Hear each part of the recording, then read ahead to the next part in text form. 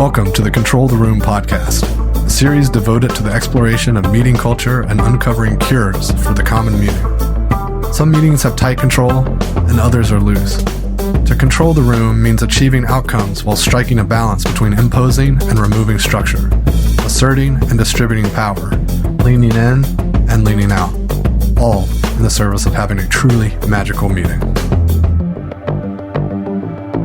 Today, I'm with Jade Duggan at Mindbody Leadership, where she provides strategic counsel and cultural design guidance for leaders upending industries. Welcome to the show, Jade. Hi, thanks for having me. It's great to have you. So to start things off, I'd love to hear a little bit about how you got your start in this work. So interestingly, it's actually a family business. I grew up in an acupuncture and leadership graduate school. So, I don't know how much of the story you want, but essentially my parents started an acupuncture school about 1980. They were already connected in with organization development, the early stages of what would later be human resources, and big part of social movements in various regards.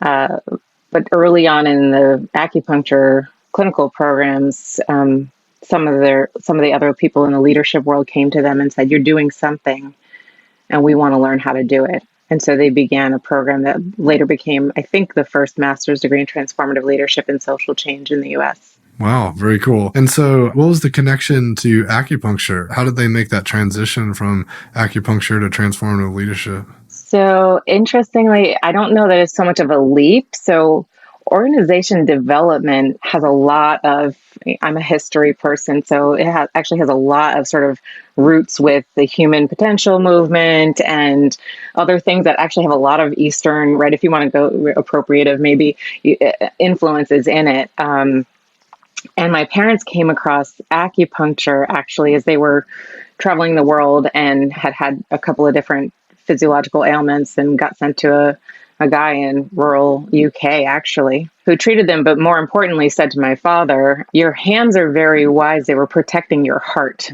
And the idea that the body was wise really got my dad's brain going, because he also had a mentor named Ivan Illich, who was a social critic, historian of the sort of 14th century, really interested in how Europe became a colonial force in some regards via the church. And so interested in sort of like, why do we do the things we do and how do we make up these ideas? And so sense perception is something that changes with each technology we intervene with. So long story short, my dad heard when this man said to him, "Your body is really wise," he said, "Okay, if that's true, and that feels true to me, then almost all of Western paradigm is upside down." So that was actually what my parents started with. They didn't care necessarily about the acupuncture at first. They later did, because of course, right, you draw in all of the different people, and they actually became the first boards of acupuncture in the US were conferences that they pulled together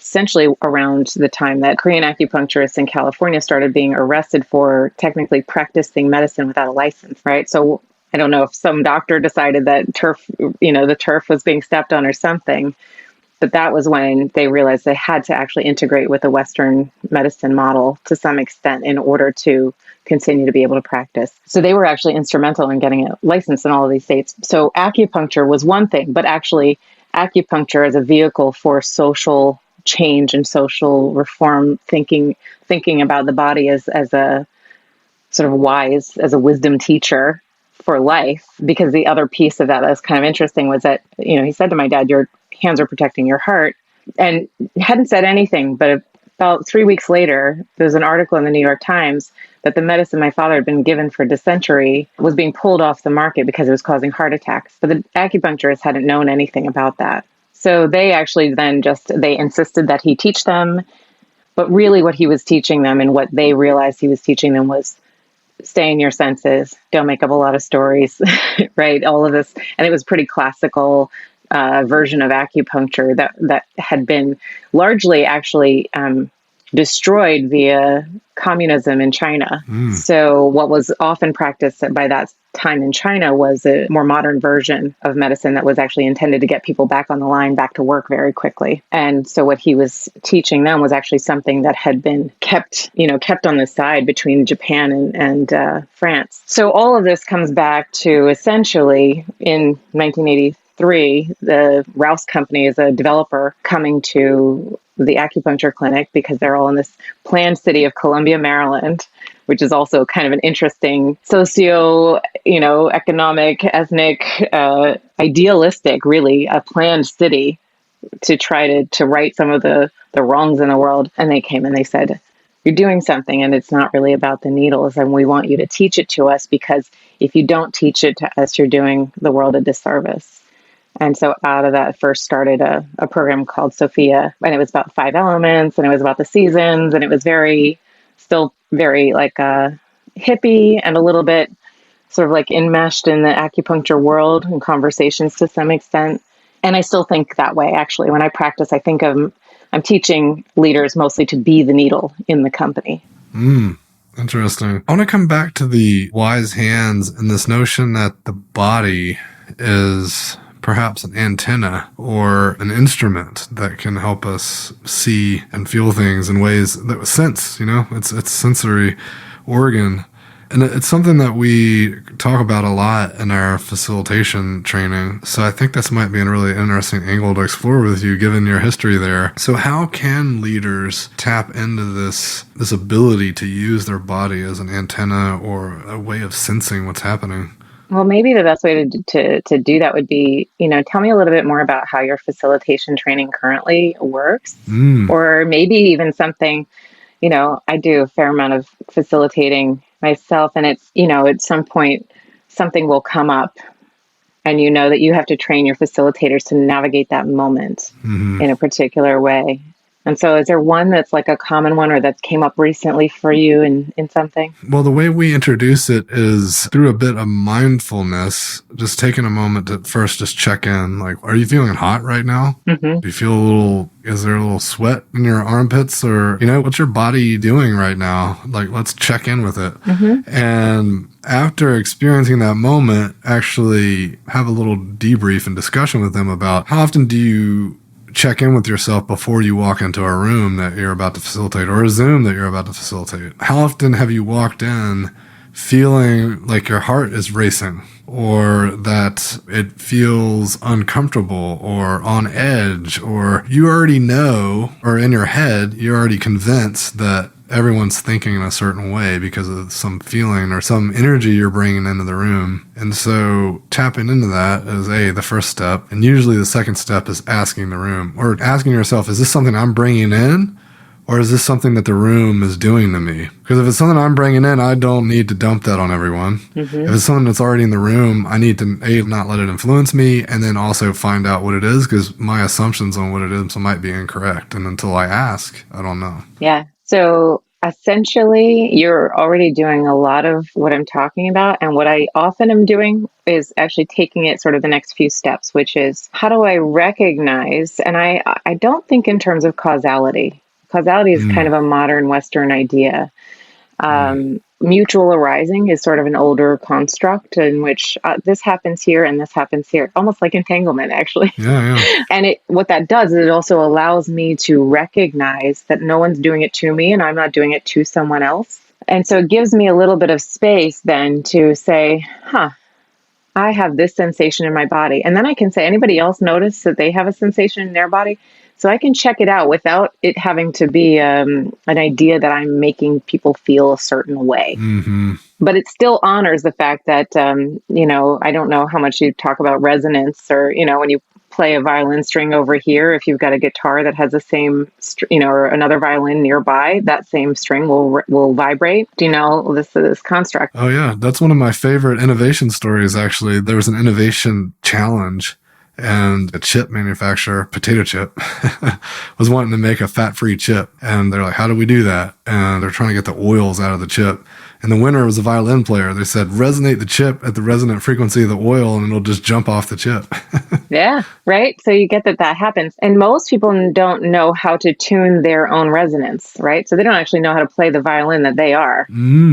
I actually think sometimes I talk about this as like knowing where the light switch is. It's actually the name of the first sort of in my series of things that I teach often is finding the light switch. Because essentially, can you imagine walking in your house, right? And it's dark and you don't know where any of the light switches are? But then somebody else walks in the house and like turns the light switches on and off all the time, or somebody in another house is turning your light switches on and off all the time. It's what it's like living in a body where you walk into a room and suddenly somebody else can say how you should feel. It's like somebody else is in charge of the light switch that is your body. So the first place is to just find the vocabulary you already have, right? You already have a vocabulary. Most people at this stage have been around long enough will say, oh yeah, I always, when I get tension, it's always in my neck or or I get my stomach feels a little uncomfortable or, right. So you've got a little bit of a, right. And then you have to deal with the financial question of it, but they are intertwined and they are also very, right. They will impact how that human gets to function in the world also going forward. You know, this question about structure and infrastructure reminds me of Conway's Law and, you know, the notion that any system built by an organization is destined to repeat the structure of the organization that built it. Right. And so if this organization created itself in toddlership and through adolescence and maybe teenagehood, when it was tweening, you know, it created some questionable culture or built out some habits, then that's going to influence everything they create and how they come together, how they collaborate, or to use your word, which I'm falling in love with, how they human together. That's fascinating. So what are some of the things, like not everyone gets the luxury of just starting fresh. Right. People have these things established. How do they start to break down some of these infrastructural issues, or where do you start? Yeah. It really depends on the size of the company, you know, which is, you know, I'm always looking for, because I do think in systems, I'm always looking for like, where's the place for me to go in and have the most leverage. And so that really for me right now is between $3 to $12 million, but in a growth stage, which is also, of course, when a leader is like totally overwhelmed and doesn't really want to take the time to do any of this stuff. But it's the best time, I think, structurally wise, because they can see the impact that it has on their capacity and their team and on the world. But also they're all close enough to each other that they know each other's families' names, right?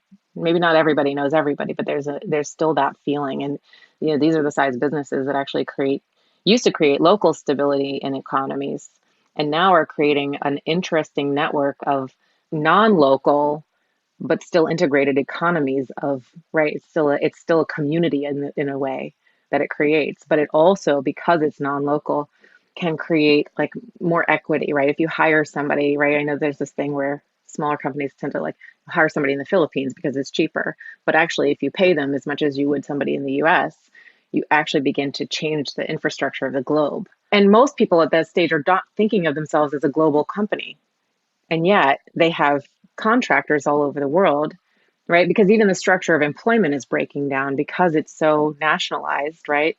Most people can't even figure out, companies until they're really large can't even then they don't really want to figure out how to employ people who are living in different nations, because there's so many different sort of the hoops to jump through. So we're pushing the border of a global economy in so many different ways. But a bigger company who wants to do infrastructure change has to start with one person. The higher up in the company you go, the more influence you're going to have. So that's kind of how that works. But you can do it in a division where first you begin, and simply, the first simple thing is to create this self-awareness practice where you have 5 or 6 skills. You teach people how to notice when they get a little upset and how to find their way back to their body and how to help each other create that feedback loop with each other.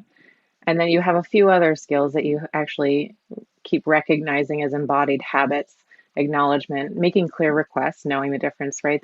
Some of these are pretty well, I wish they were standard. They're not really standard. But when you do that, then you can actually begin to look at how do you create an infrastructure change. So one of my clients, I have a few clients who are still in bigger companies, and one of them is looking at how does she change ethics in medicine and research. And it actually has a lot to do with her willingness to just keep finding the openings, which requires her to have a skill set to keep finding the openings and to stop getting caught, right? A tree seeks the sun no matter what. It doesn't get caught, right? An iron railing can be there and it'll just keep going. So it requires one leader with that level of commitment to the outcome, right? And in her case, she knows that the community is not involved in the research. So she's got to restructure the board, but in order to restructure the board, she's got to get some other pieces moved around in the organization. But her commitment to doing it and to not getting stuck on her own ideas about it or what they will or won't let her do, she just finds a way. And so that's the way that infrastructure actually changes.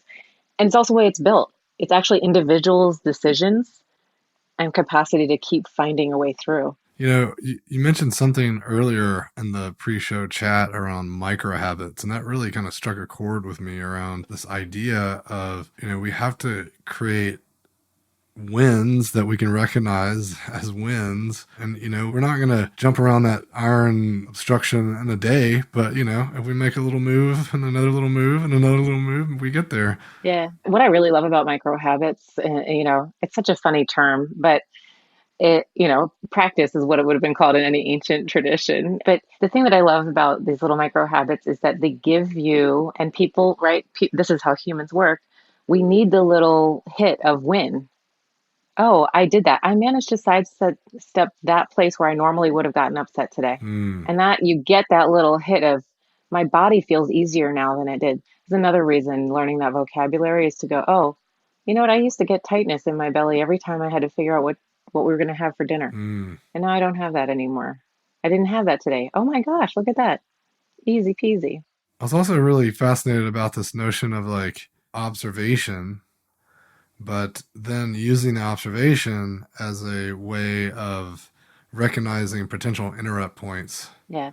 Where then we could kind of like create little almost experiments and say, what if I poke at this? Like, what happens? Okay. It really reminds me of like the types of strategies that, they talk about in complexity theory where, let's probe and try to make sense of what's going on. But it's like different language, which I found fascinating. Yeah, it's kind of interesting. I told you the chaos pendulum would come up. A man named Hans-Peter Dürr, who used to run the Max Planck Institute for High Energy Physics, was a colleague, and he used to come and teach with me.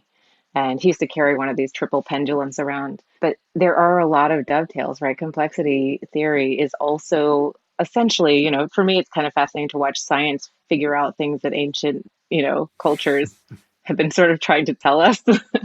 It's always fascinating to watch, 50-year-old science prove 1,000-year-old, practice. I find that even as like teaching people that have micro habit of the awareness, even though I say up front, don't try to change anything yet, we're just collecting. It's just impossible not to begin to go, actually, that doesn't feel good. I don't want to feel like this right now. And the power of micro habits, the power of micro habits is actually, it's fascinating. I've been really paying attention to, and I don't have real study. I've been looking for somebody who might want to do some study on this. But there's some, that like neural networks or mirror neurons, or, I know there's not technically mirror neurons, but that the way we do this actually works asynchronously and over technology to the extent that a group of women in, say, a Facebook group who interact regularly will end up on a similar cycle, right? So there's a hormonal, right? And so, I got really fascinated with this. One of the first projects I did, big corporate projects, which is why I asked where in Southern Virginia. I don't know if I'm allowed to say the company name, but let's just say it was a big food production company, and they were buying another production company at the time. And I went to do a site visit in this tiny little town in Southern Virginia. And the town essentially was just made up of the one company who had hired me and the other company, right? The two plants, the other one that they were buying. But one was sort of in the more in the health field, and the other one was sort of known for sugary things. And so vocabulary, and the danger, I think, is that we can tend to want to standardize that and say, when you feel this, it's this, or when you feel this, it's this. But actually, each of us is unique. And to honor that, we can actually realize we've got a whole language that our body is constantly doing. Is it this kind of a sensation in your body, or is it this kind of sensation? Like for me, the difference between I have something I really want to say, and I have something that's a little scary to say, but will land powerfully and effectively, and is important to say, are very similar sensations in my belly, but distinct. And the only way I know that is through practice. A lot of rigorous practice of checking in that you're talking about. So often, so even with your facilitators, I'd probably say, okay, it's one thing to check in before you go into the room to facilitate. What if you put a little reminder somewhere on your wrists or your hands or some place where you'll see it and it'll interrupt your visual field 20 or 30 times a day? And every time you see it, you check in. So you're almost preemptively just finding out more about your wiring, honestly. That's cool. Then when you have that vocabulary, you actually can begin to design the music that you want to play, and thus the music that you want everybody else in the room to play. That's awesome. I love commitment devices like that where, like just put something somewhere so I remember that I want to do this thing. And specifically, something that's helping interrupt these conversations we're having at work, when we're collaborating and we want to realize, well, how is this impacting me, or how am I even perhaps coming across right now?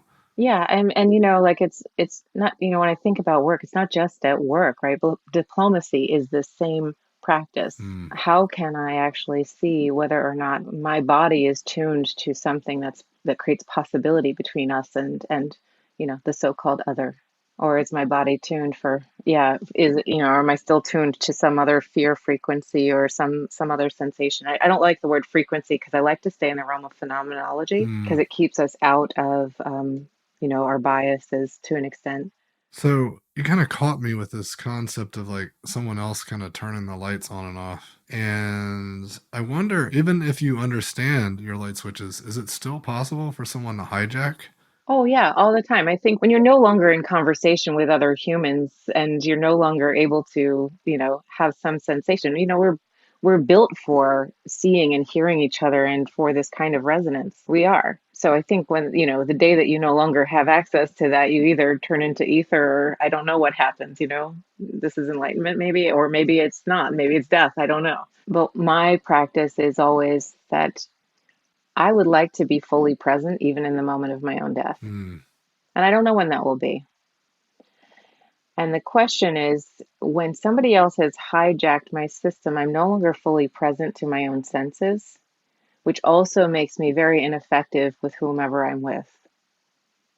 So, in the moment of my dying, if, say, one of my children is present, I'd love to be as fully present with them in that moment as I possibly could be. And that's going to require me not to be hijacked by my fear or any other sense, some idea of how the world ought to go. And, just in day to day, I mean, over these past few years, I had numerous clients who would turn on the news. I mean, even now, I was watching some news earlier today and I was like feeling for these babies in Palestine, Hmm. and I don't want actually for anyone not to feel that. What I want is for us to have some choice in now, where do I go? Where do I go from here? Do I get stuck with the child? Or do I think, okay, well, where can I make an intervention so that there might not be a next child? Because when we get stuck in that place, we are no longer effective at moving into the next step. So it's almost like actually feeling it so much that I can see what the gift is in actually having. And honestly, light switch is a little right. It's a little facile for the Yeah. analogy because also to me, all of those symptoms are teachers, all of them. So when somebody has hijacked my shoulders, I can guarantee you my value system is being checked somewhere. Something that Hmm. matters to me in the world is showing up missing. When I am tense, I can guarantee that. Do you think there's room or need for folks to realize how they're impacting others? Or is that the sole duty of the individual to check how the world's impacting them? No, I actually, for me, and this is how come I work specifically in leadership, because I did work as a clinical practitioner for a number of years, um, predominantly, right, with a little bit of organization stuff on the side. And one of the things that I realized, though, was that, I could teach people to pay attention to their own body all day and all night, but that doesn't change the system unless that person has a motivation to look outside themselves and make a change with the people around them. Hmm. And so, in a system where that expertise is used specifically for, what it's really needed for, when I would see, childhood illness, oncology, or whatever, that's a good use of me in a space with an individual who needs some skills like this. But other than that, a better use of me is to have this with somebody who's making a lot of impact, and so can not only train a lot of other people to notice it, but for the sake of noticing it, so that we can communicate and become a more effective. Because this all of these skills, just like all of the other emotions, are contagious, right? So when a leader actually can keep playing with the edge of becoming self-aware in that way, what they're also doing is showing everybody else in their realm how to do it, Mm. right? So think about this, even politically in the U.S. If you think about when you or if you think about you know Jacinda Ardern, right? Like, you go, oh wait, there's like, it's not a complicity or a complacency. It's a willingness to keep getting present, which is different than if you have somebody who's in power, who's raging, and both of those things are contagious. Hmm. So yes, I think it's important for individuals to learn, but it's especially important for individuals in positions of power to also recognize that requires their own humility to do. And it also changes the dynamic of how we develop power with each other and the networks that we build around it. So the system, and that's how come I always end up with the system. And it's why I won't work with any leaders who are not willing to do the infrastructure change as well, because this is why I used to work in corporate, right? And I would do these skills, amazing amount of money, made, gotten back, whatever, from these big companies. But in the end, I was making life better for maybe a few thousand employees at a time, which is fantastic because these skills really do ripple out very, very quickly. It's actually really fascinating and beautiful to watch. However, having thousands of employees who feel better in themselves, supporting a company that doesn't do things in the world that are what I say matter, and who in the end are not really going to find much purpose in that other than with each other. Yeah, no, definitely a duty. So you mentioned the importance of working with leaders that are willing to make the infrastructure changes. And I'm curious what that looks like. How does that play out? And is it related to the work that you do around business model innovation? Yeah, absolutely. So, I find that when a business model evolves thoughtfully from the sort of toddlerhood of a company, when they're in high growth early stages, if they are really thoughtful about how the business model impact looks like, then you don't have to try to retrofit infrastructure change later. I spent a number of years looking at how do we change infrastructure, and you can do it in a division in a bigger company, but it essentially often isn't going to change the nature of the outcomes at large for the company. It can, and especially with a leader who's willing to make big infrastructure changes, or at least model and play it out and let it run. But when you have a smaller business that's growing fast and has the capacity to disrupt an industry, which is where sort of my current focus is, that business, when when the model is designed really, really thoughtfully, you don't really have to deal with infrastructure change later. And you also don't really have to deal with a lot of HR issues. You don't have to deal with, I actually like to call it restore humaning rather than human resource, because I think humans are not resources. But you sort of preemptively change the dynamic, right? The reason you have to do so much of what consulting really is, often, especially in the HR realm, is we didn't create habits early and often around how we be human together. And we didn't create our infrastructure with that in mind. I mean, just even some of the simple stuff about scaling. I watch companies I was actually watching this with Clubhouse, as sort of this, growing really fast, but not recognizing how human nature really works. And so when you do that without a grounded view of how humans actually interact with one another and what you need to put in place in order to have them do that in a particular way, you end up essentially replicating the world you've already got. Right. And most innovators are not looking to do that. They're actually looking to do something different, to disrupt the market. But you run the risk of creating the same world when you don't, from the early stage, actually really, and structurally, right? A lot of the stuff is very structural. I think about like hiring policy. When you hire somebody and you've got a contract and it's got a non-compete in it, right? You've essentially said, we own you and your ideas. It's a very different philosophical place to start from than actually nobody owns any of this. You do what you want with it. We'll do what we want with it. The margins also were different. So one was making a lot of money, totally different management style, right? Totally different. And essentially, it was like, how do you get, this is change management, but how do you get these people who are already actually having fights in their families, right? Because of this disparity to kind of come together. And what I ended up doing was a training for all of the plants on the East Coast, just the plant managers in their, sort of semi-annual gathering. And I taught them 4 or 5 skills. That was it.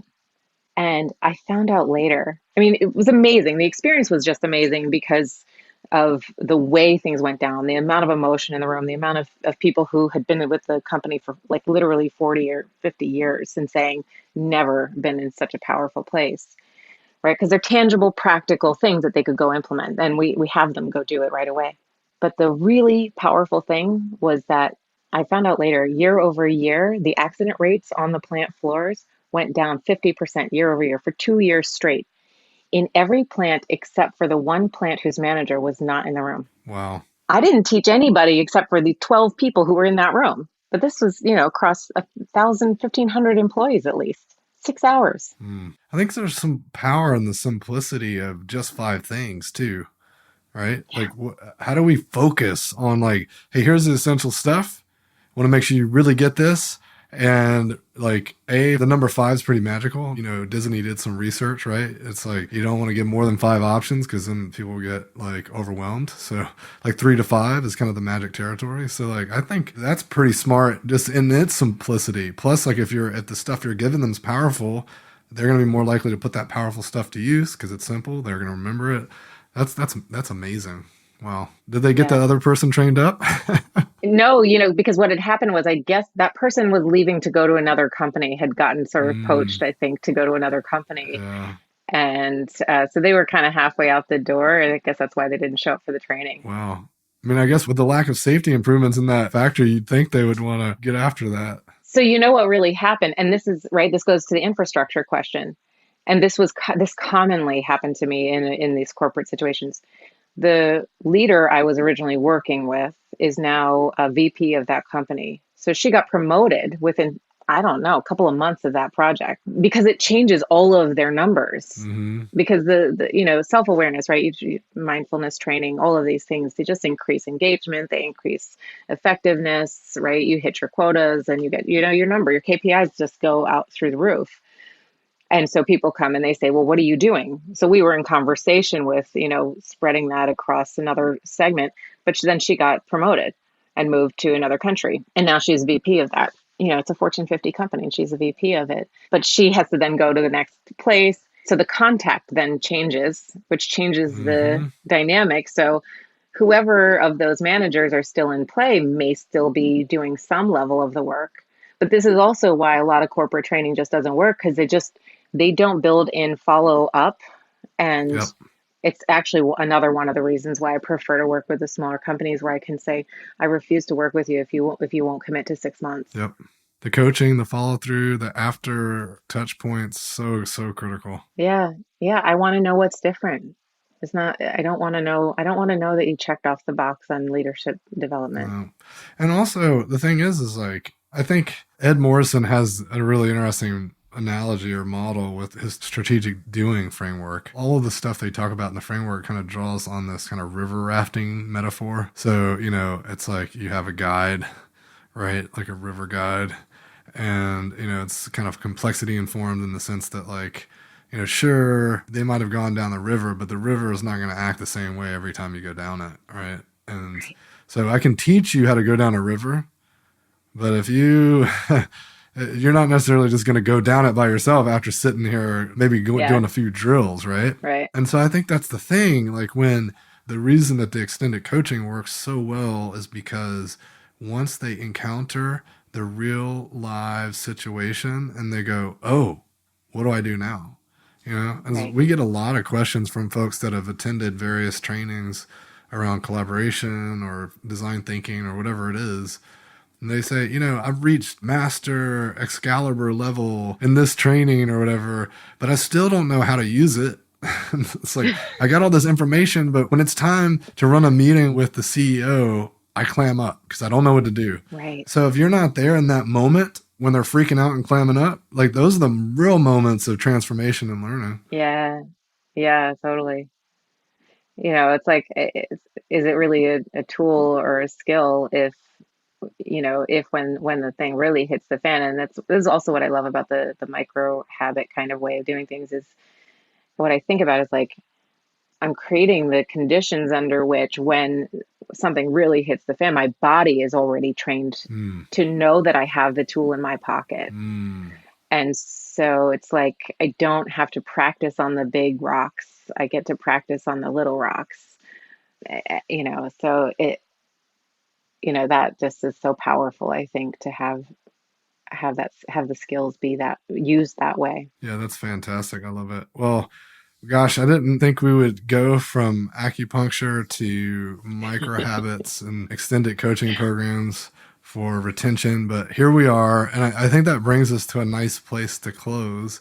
So I want to give you a moment to leave our listeners with a final thought. I'm aware of the word, use the word facilitation, and I'm aware of the word facility, and both how that works as a place, right? That's an infrastructure, sometimes a facility, but also that becoming facile with something means that it's easy, right? It's easy. It makes it easy for us. And I would have that for not just our personal lives, but for our social systems and lives, to have some facility and some ease. So that's what I'm doing. Awesome. Well, it's been a pleasure chatting with you today, Jade. Thanks for joining the show. Thank you so much for having me. It's been a real pleasure.